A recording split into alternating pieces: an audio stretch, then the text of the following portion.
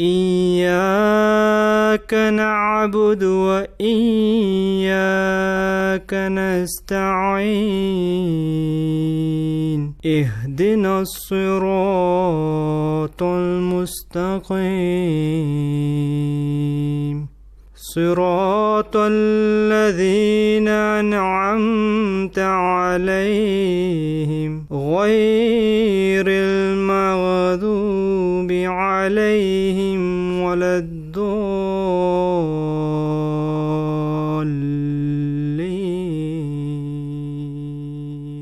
Très chers téléspectateurs, Assalamu alaikum wa rahmatullahi wa barakatuh. Nous avons le très grand plaisir de vous accueillir parmi nous aujourd'hui pour notre toute nouvelle émission, Le droit chemin. C'est quoi le droit chemin au juste? Ce programme sera principalement consacré à l'étude de ce livre extraordinaire que nous connaissons comme le Saint-Coran. Nous allons donc nous plonger dans les différents thèmes et sujets qui s'y trouvent. Mais avant cela, regardons un peu c'est quoi le Saint-Coran au juste. Ce livre sacré est en fait un livre révélé au saint prophète Mohammed Mustafa sallallahu alayhi wa sallam qui s'est étalé sur une période de 23 ans. Il contient les lois, les commandements et les étiquettes de comportement, mais aussi une philosophie de la religion très détaillée. À noter aussi que le Saint-Coran fut révélé en langue arabe.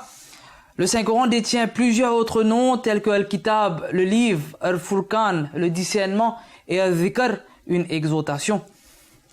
Pour nos différents items de discussion, nous avons le très grand plaisir d'accueillir parmi nous Murabbi Shamim Jamal Ahmed Saheb et Murabbi Noor Mohamed Turab Ali Saheb. Assalamu alaikum wa rahmatullahi wa barakatuh. Wa alaikum salam wa rahmatullahi wa barakatuh. Avant de commencer à traiter les différents enseignements du Saint-Coran, pour l'épisode d'aujourd'hui, parlons un peu à propos du Saint-Coran et les livres sacrés d'une façon générale. Shamim Saheb, pourquoi Dieu envoie-t-il les livres sacrés et quel est le but derrière cela? En effet, Allah nous informe dans le Saint-Coran, dans le premier chapitre du Saint-Coran, Surat al-Fatiha, qu'il est le Rabbul Alamin et qu'il est aussi Rahman. Rabbul Alamin, c'est-à-dire il est le Rabb, le Seigneur de tous les mondes, de tout un chacun. Et il est celui qui maintient et qui soutient l'existence de la création en général. Et il est celui qui s'occupe de la formation et du développement des créatures. Et Rahman, le gracieux, Dieu le gracieux, est celui qui, avant même la naissance des hommes, de l'homme, il avait déjà pris toutes les dispositions nécessaires. Il avait déjà créé toutes les provisions essentielles à l'existence physique de l'homme sur la terre. Et nous constatons que bien avant même la création de l'homme, bien avant même l'apparition de l'homme sur la terre, Dieu avait déjà créé toutes les choses qui sont essentielles afin de maintenir la vie sur la terre. Par exemple, Dieu avait déjà créé le soleil, l'eau, la terre lui-même, et la nourriture, ainsi de suite, les animaux. Et toutes ces choses, Dieu avait créé ces choses-là afin que cela puisse servir l'homme, l'humanité. Et le Saint-Coran nous dit à ce propos, A'udzubillahi minash shaitanir rajim, bismillahir rahmanir rahim, wa sakhkhara lakum ma fis samawati wa ma fil ard. Que Dieu a mis à votre service, c'est-à-dire au service de l'homme, tout ce qui est dans les cieux et tout ce qui est sur la terre.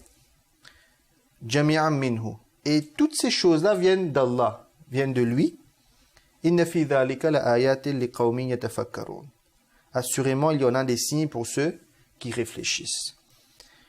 Donc, maintenant, la question qui se pose, si Dieu a pris toutes ces dispositions pour le maintien, la survie et le développement physique de l'homme, qu'en est-il de son développement moral et spirituel, qui est l'objectif même de sa création?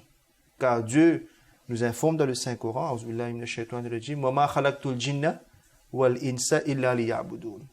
que j'ai créé les hommes et les djinns sauf pour qu'ils m'adorent, que l'objectif même de notre création est l'adoration d'Allah. Et dans ce verset que vous venez de mentionner, Allah Ta'ala ne fait pas référence seulement à un certain type de personnes, Un groupe de à un personnes. groupe de personnes. Donc, tous les On parle êtres humains. de l'humanité en général. Donc, si Dieu a pris des dispositions pour le développement physique de l'homme, le maintien de l'existence physique de l'homme sur la terre, Dieu a aussi, parce qu'il est Rabb, parce qu'il est Rahman, il a aussi créé des moyens afin d'assurer le développement moral et spirituel de l'homme. Et quel est ce moyen? C'est que Dieu, depuis le début, il a envoyé des messagers. Des hommes qui viennent de la part de Dieu afin qu'ils puissent guider l'humanité sur la bonne voie.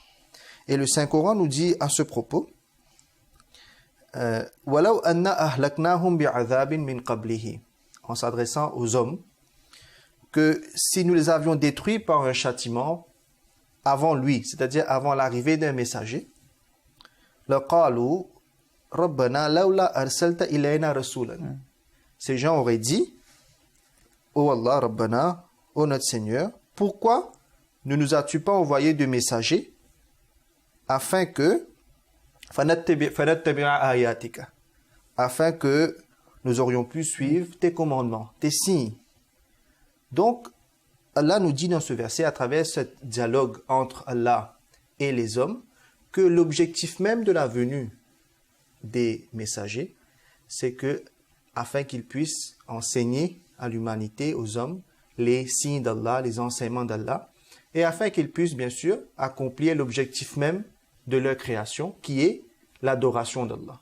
Donc, sans la venue des prophètes, donc ça aurait été presque impossible, bien sûr, pour pouvoir adorer Allah Ta'ala.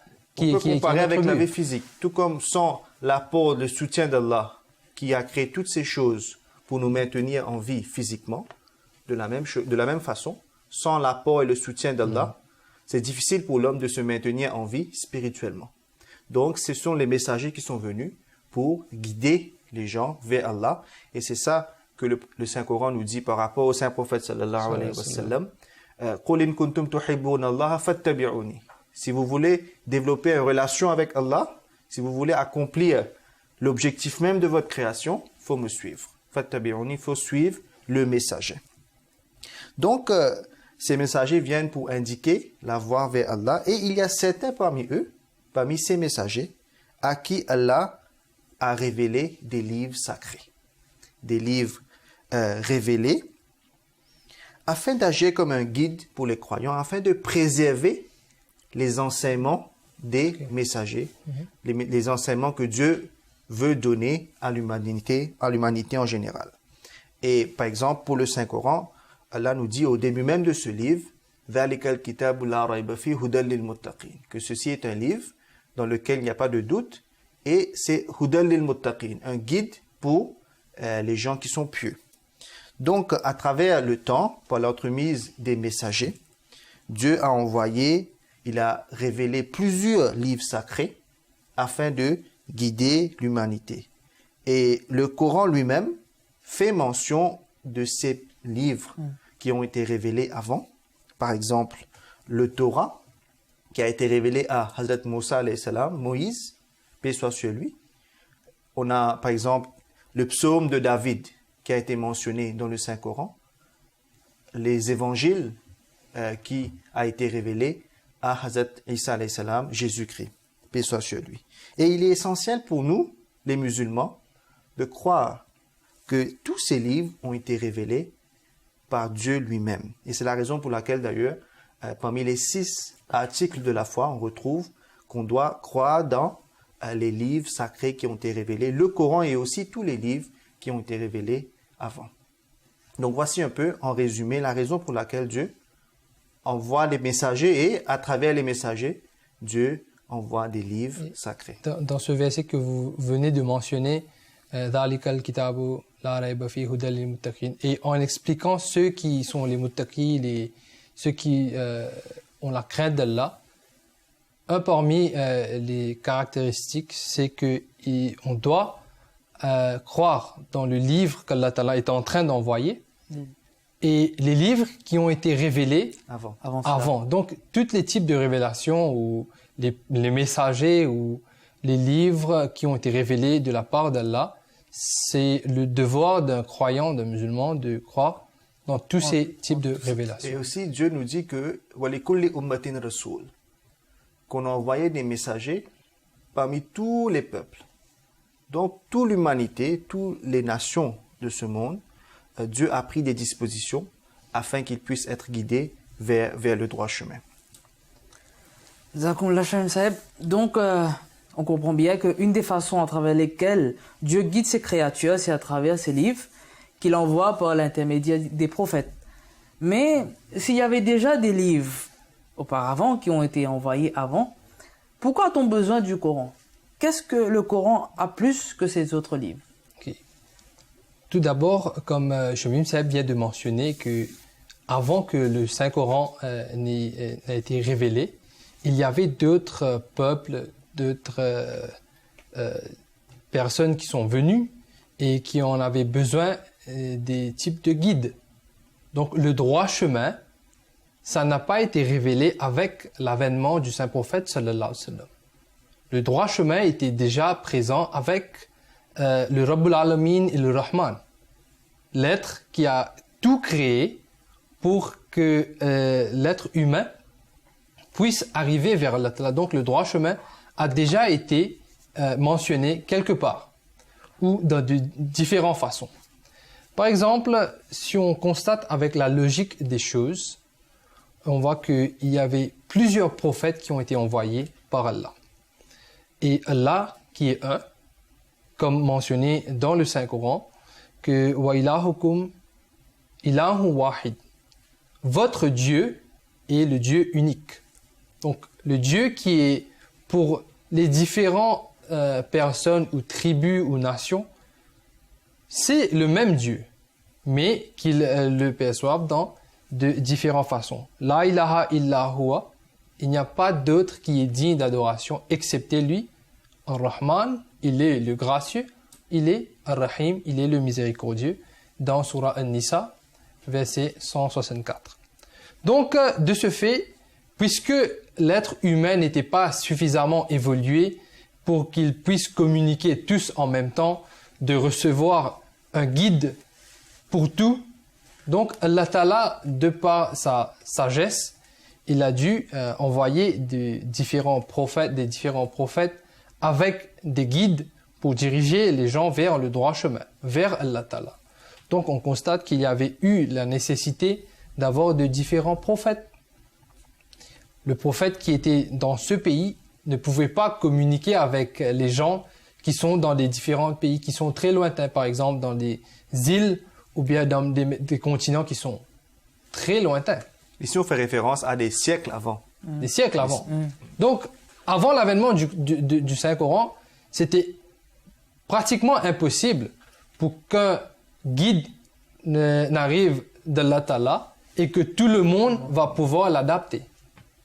Le problème qui était existant parmi un peuple n'était pas nécessairement le même problème qui était existant parmi les autres peuples. Donc, arrivé un moment, avec l'évolution des choses, avec le progrès et la communication aussi, puisque Allah Ta'ala est un, arrivé un moment, tout le monde doit progresser vers le même point. C'est-à-dire que le guide qu'Allah Ta'ala doit envoyer, qu'il va envoyer, devrait être un. Parce que Allah Ta'ala dit dans le Saint-Coran que Allahu yastafi minal malaikati rusulun wa minan nas. C'est dans l'habitude d'Allah Ta'ala de choisir des prophètes vers qui il va envoyer le guide, envoyer les enseignements nécessaires pour ce peuple ou ces gens. Mais puisque arrivé un moment, tout le monde peuvent communiquer entre eux.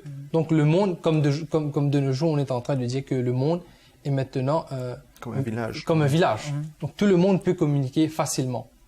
Donc ce n'est plus nécessaire d'envoyer des différents enseignements à différents peuples, puisque le monde maintenant est un.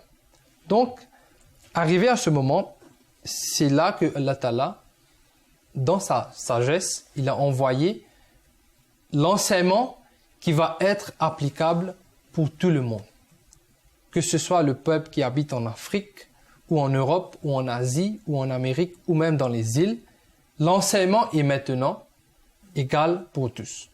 Et d'ailleurs, on voit, à part cela, on voit aussi un autre problème qu'on a fait face, que les enseignements, les écritures qui ont été révélées avant, Allah Ta'ala dit que ces écritures, dans le Saint-Coran, Allah Ta'ala est en train d'expliquer que les écritures qui ont été envoyées auparavant étaient pour des peuples spécifiques, mais avec le temps, le problème qu'ils ont fait face, c'est qu'ils ont changé l'interprétation des enseignements, ou même le texte n'a pas été préservé comme tel. D'ailleurs, quand on constate dans les livres d'histoire, on va regarder l'histoire des prophètes, on voit qu'il y a même des livres qui ont été brûlés en nombre. Et après des siècles, les gens ont essayé de se rappeler qu'est-ce qu'il y avait dans ces livres pour réécrire le livre. Et aujourd'hui, c'est seulement les textes qu'on a qui a été écrit bien après les prophètes. Donc le texte maintenant n'est plus valide tel qu'il a été révélé aux prophètes d'antan. Mais le Saint-Coran, Allah Ta'ala a donné la garantie que c'est lui qui a révélé ce livre et c'est Allah Ta'ala qui a pris la charge de protéger le Saint-Coran comme il a été révélé. Donc, comment est-ce qu'il a été protégé? Il y a plusieurs moyens, plusieurs façons, mais Allah Ta'ala a donné la garantie que ce livre, ces enseignements a été révélé par Allah et c'est lui qui va prendre charge de sa protection. Et pour revenir à ce que Noseb vient de dire, la raison pour laquelle le Saint-Coran, Dieu a révélé le Saint-Coran, est que tous les livres qui sont en notre possession, qui ont été révélés par Allah avant le Saint-Coran, malheureusement, ces livres, comme Noseb a dit, ont été modifiés. Ils ne sont plus dans l'état dans lequel ils étaient. Exactement. Donc, c'est impossible aujourd'hui qu'on puisse pour utiliser ces livres parce que même les suivants de ces religions, par exemple les chrétiens et les juifs, ils savent que les livres ne sont pas dans leur état original. Donc, voilà une autre raison pour laquelle Dieu a dû révéler le Saint-Coran. Et Dieu a révélé le Saint-Coran avec cette promesse que, Inch'Allah, c'est nous qui allons préserver ce livre. Donc, contrairement au Saint-Coran, ces livres-là ne sont plus valables pour guider les gens tels qu'ils étaient auparavant. Exactement. Et en parlant des livres qui ont été révélés avant, on constate aussi quelque chose de très intéressant. Donc, il y a des portions qui ont été modifiées, certes, mais il y a aussi mention dans ces écritures. Par exemple, le Saint-Coran, dans chapitre 26, Allah Ta'ala est en train d'expliquer que, à propos de cette révélation, le Coran, Allah Ta'ala est en train de dire que ça a été révélé, ça a été même mentionné dans les écritures auparavant. « Innahu lafi zuburil awwalin » Et ce livre est certainement mentionné dans les écritures des peuples antérieurs.